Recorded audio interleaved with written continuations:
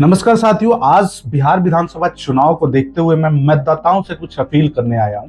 अंत तक सुनिएगा हमारी बात को और गंभीरता से इसको लीजिएगा, ऐसी मेरी अपील है आपसे। साथियों, आजकल यह अनुभव कर रहा हूं, मैं देख रहा हूं कि आए दिन जब कोई प्रतिनिधि आपके क्षेत्र में चुनाव प्रचार के लिए या फिर जनसंपर्क के उद्देश्य से जाते हैं, कहीं उनके ऊपर पत्थर चल रहे हैं, कहीं लाठियां चल रही है, कहीं गोलीबारी भी हो रही है।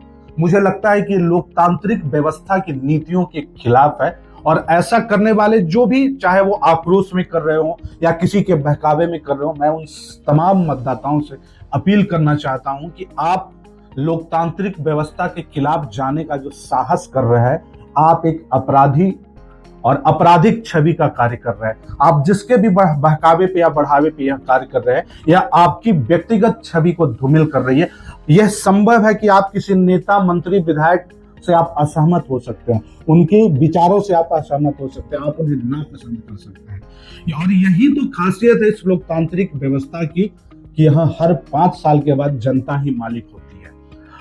तो मतदाताओं, मैं आपसे यही कहना चाहता हूं कि आप अपने रोज का जवाब वोट से दीजिए, ना कि ईंट और पत्थर से। बिहार में आचार संहिता लागू हो चुका है। अगर अभी आप पत्थरबाजी करेंगे, गोलीबारी करेंगे, ईंट चलाएंगे, लाठी डंडे चलाएंगे, तो यह आपकी छवि को धूमिल करेगी, आपको अपराधी की कैटेगरी में शामिल की जाएगी और आपके खिलाफ कानूनी प्रशासनिक कार्रवाई की जाएगी। और उस समय वो नेताजी आपको बचाने नहीं आएंगे। अभी हाल के दिनों में जो घटना घटी, टेकारी विधायक अनिल कुमार जो एनडीए के प्रत्याशी हैं, उनके ऊपर जो भी पत्थरबाजी हुआ या ईंट फेंके गए, बरसलीगंज में आरजेडी विधायक का जो विरोध हुआ गलत तरीके से, तरारी में जो भाकपा माले के विधायक हैं, प्रत्याशी हैं, उनके ऊपर जो हमला हुआ, या फिर महनार में जनशक्ति जनता दल के कार्यकर्ताओं या तेज प्रताप यादव के काफिला पे जो हमला हुआ, उन पे पत्थर बरसाए गए, उनको खदेड़ा गया। चाहे किसी भी दल के कार्यकर्ता ऐसा कार्य कर रहे हो, ये अनुचित है, ये गलत है और यह आपके लिए बहुत बड़ा नुकसान हो सकता है। क्योंकि ये स्मरण होना चाहिए आपको कि बिहार में अभी जो है ऐसी व्यवस्था चल रही है जहां पे कि आप इस तरह के किसी भी गतिविधि में पाए जाते हैं तो आपके खिलाफ कड़ी कानूनी कार्रवाई की जा सकती है। तो बस ये समझ जाइए ना कि अभी बिहार में विधानसभा चुनाव है और अभी सब कुछ आपके हाथ में है। अभी नहला दहला इक्का सब कुछ आपके हाथ में है। आप जिस भी विधायक से असहमत है, जिस भी नेता से असहमत है या किसी प्रत्याशी को आप पसंद नहीं कर रहे हैं, तो अभी आपके हाथ में पावर है। आप अपनी वोट के दम से आप सरकार बदल सकते हैं, आप विधायक बदल सकते हैं, आप नेता बदल सकते हैं। और आप किसी भी प्रत्याशी को अगर जवाब देना चाहते हैं तो अपनी वोट की चोट से जवाब दें। आप में जितनी भी नाराजगी हो, आप उपद्रवियों की तरह नाराजगी नहीं जता सकते।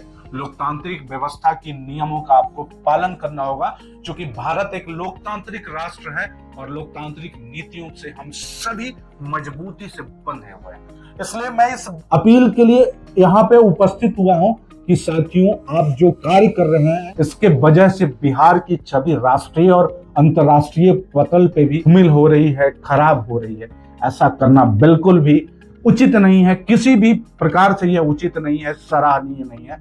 आज आप रोष में आकर, किसी के बहकावे में आकर ऐसी कोई घटना को अंजाम दे रहे हैं, कल अगर आपकी गिरफ्तारी के लिए छापेमारी की जाती है, आपको गिरफ्तार किया जाता है, आपके परिवार का सहारा बनने वाला कोई नहीं होता। इसलिए साथियों, अपने मस्तिष्क के क्षणिक आक्रोश को दबा कर रखें और जब आप बूथ पर जाएंगे वोट करने, तब आपको फैसला करना है कि आप किन्हें पसंद करते हैं और आप किनकी नेतृत्व क्षमता को से सहमत है। और वहां पे आपको सोच समझकर वोट करना है, ना कि अभी लाठी डंडे और पत्थर की चोट से आप अपने प्रत्याशी को जवाब देंगे। ऐसी व्यवस्था, ऐसा अधिकार आपको न प्रशासन देती है, न सरकार देती है और लोकतांत्रिक व्यवस्था में ऐसी मौलिक अधिकार बिल्कुल भी प्रदान नहीं की गई है।